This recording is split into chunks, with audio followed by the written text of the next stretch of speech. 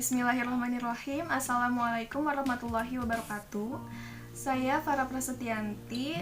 Di sini saya akan melakukan suatu percobaan, yaitu osmosis pada kentang. Osmosis itu sendiri merupakan perpindahan molekul pelarut atau zat pelarut melalui selaput semi-permeabel dari yang konsentrasinya rendah atau hipotonis ke konsentrasi yang lebih tinggi atau hipertonis.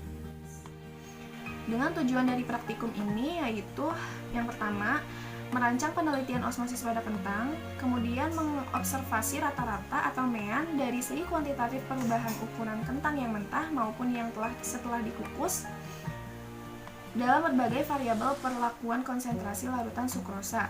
Kemudian mengobservasi kondisi kentang secara kualitatif pada saat dimasukkan pada konsentrasi larutan sukrosa.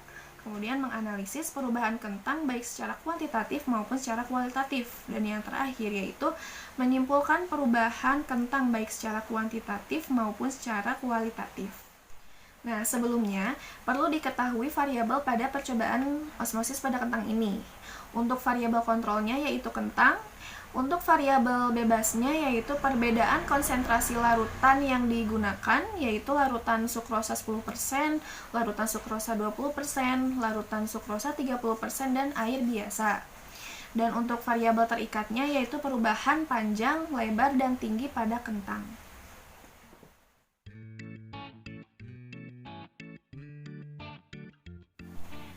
Nah, kemudian alat dan bahan yang harus dipersiapkan untuk melakukan percobaan ini yaitu bahan yang pertama ada kentang mentah, kemudian ada kentang yang sudah direbus,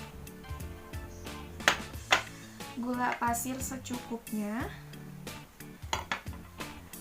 air secukupnya juga, dan tisu.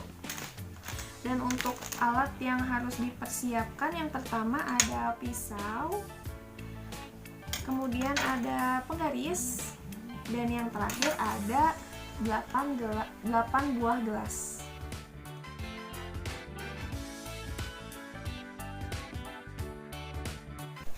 Nah, untuk langkah yang pertama, kupas terlebih dahulu kentang mentahnya dan kentang yang setelah dikukus. Nah, setelah dikupas, kemudian dipotong menjadi beberapa bagian dengan bentuk kotak dan ukurannya sama.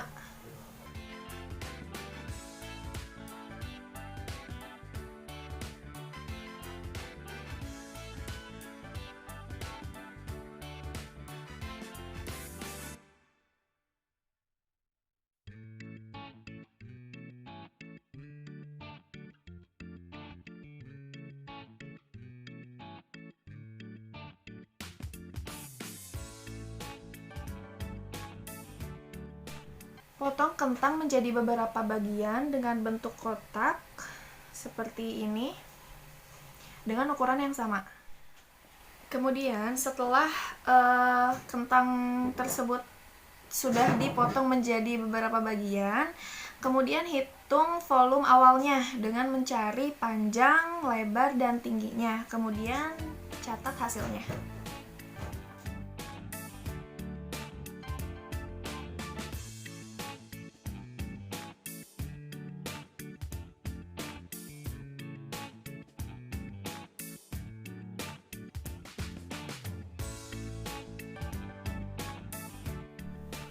Kemudian langkah selanjutnya membuat larutan sukrosa 10%, 20%, dan 30%, dan juga air biasa. Nah, untuk membuat larutan sukrosa 10%, kita perlu mencampurkan air sebanyak 100 ml dengan gula sebanyak 10 gram.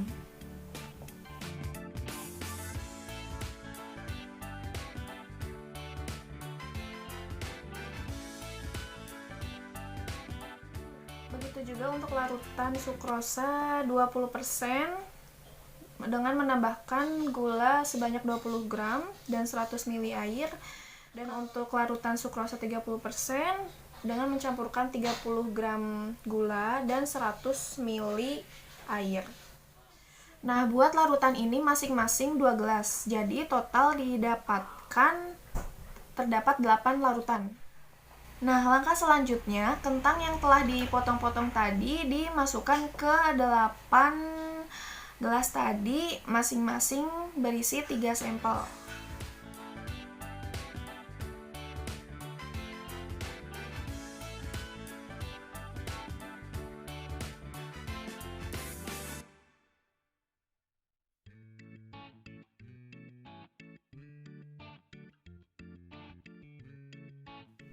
Nah, setelah itu amati perubahan setelah 30 menit dan 60 menit.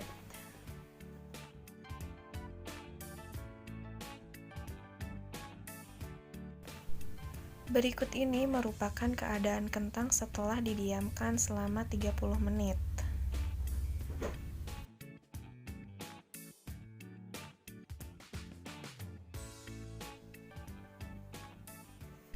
Nah, setelah 60 menit, tiriskan kentang, kemudian lap menggunakan tisu.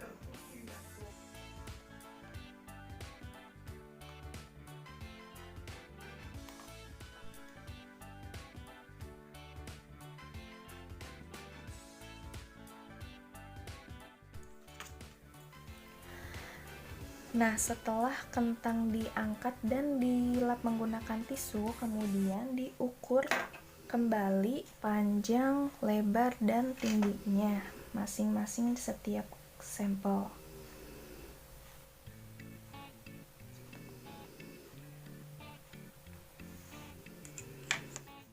Kemudian dihitung kembali volume akhirnya.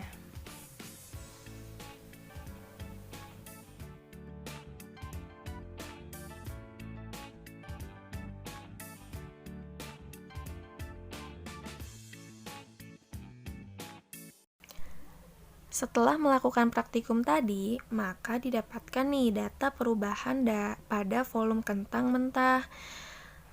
Di sini kentang mengalami pertambahan volume dan juga pengurangan volume. Pada kentang yang direndam di larutan sukrosa akan mengalami penyusutan atau pengurangan volume. Sedangkan kentang yang direndam di air biasa akan mengalami pertambahan volume. Seperti pada tabel, semua volume awal pada kentang memiliki volume 6 cm3. Nah, volume setelah direndam dengan larutan sukrosa itu mengalami pengurangan, sedangkan kentang yang direndam di air biasa akan mengalami pertambahan volume. Sama halnya pada kentang kukus. Kentang kukus yang direndam pada larutan sukrosa akan mengalami pengurangan volume atau penyusutan. Nah, sedangkan pada kentang kukus yang direndam di air biasa akan mengalami pertambahan volume. Berdasarkan hasil praktikum osmosis pada kentang ini, dapat diketahui bahwa kentang yang direndam setelah 60 menit akan mengalami perubahan volume, baik itu semakin bertambah volumenya maupun berkurang volumenya. Dan juga dapat disimpulkan bahwa kentang yang direndam pada larutan sukrosa 30% teksturnya akan menjadi lembek. Dan pada kentang yang direndam pada larutan sukrosa 20% akan menjadi agak lembek, dan yang direndam di larutan sukrosa 10% menjadi sedikit lembek. Dan kentang yang direndam di air biasa justru akan menjadi keras. Hal ini disebabkan karena terjadi perpindahan molekul air. Nah, perpindahan molekul air ini terjadi dari sel kentang yang memiliki konsentrasi lebih rendah atau hipotonis yang berpindah menuju larutan yang memiliki konsentrasi lebih tinggi atau hipertonis. Maka terjadilah perubahan pada kentang tersebut, baik pada teksturnya maupun volumenya.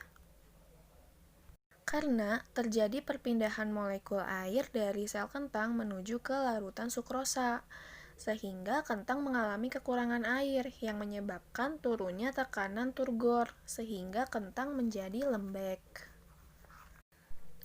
Kondisi sebaliknya terjadi pada kentang yang direndam di air biasa.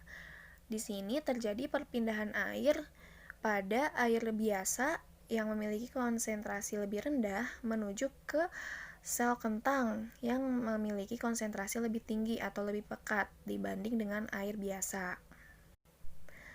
Nah, hal ini menyebabkan sel dalam keadaan tekanan turgor yang tinggi atau meningkat, sehingga kentang yang direndam di air biasa ini akan berubah menjadi keras dan volumenya juga bertambah.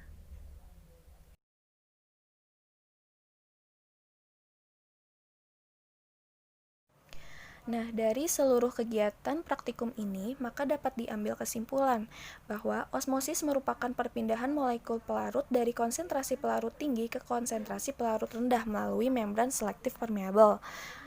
Kemudian, kentang yang direndam dalam larutan sukrosa akan mengalami osmosis, di mana larutan sukrosa merupakan larutan hipertonis dan sel kentang merupakan larutan hipotonis, sehingga air akan berpindah menuju larutan sukrosa yang menyebabkan volume kentang berkurang. Kemudian, kentang yang direndam dalam air biasa akan mengalami difusi, di mana air biasa merupakan larutan hipotonis dan sel kentang merupakan larutan hipertonis, sehingga air akan cenderung masuk dan menyebabkan volume kentang bertambah. Cukup sekian untuk video kali ini mengenai praktikum osmosis pada kentang. Mohon maaf apabila terdapat banyak kesalahan dan kekurangan. Terima kasih. Wassalamualaikum warahmatullahi wabarakatuh.